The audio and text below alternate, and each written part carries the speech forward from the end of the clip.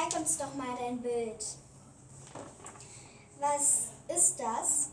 Eine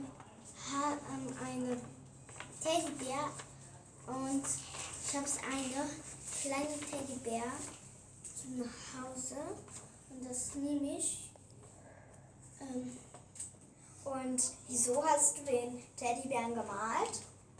Weil morgen nehmen wir das Teddybär, das Spielsachen. Und hast du noch irgendeine schöne Erinnerung mit dem? Was hast du denn genau mit dem Teddybär gemacht? Geschlafen und gekuschelt. Okay, danke schön, dass du uns was erzählt hast.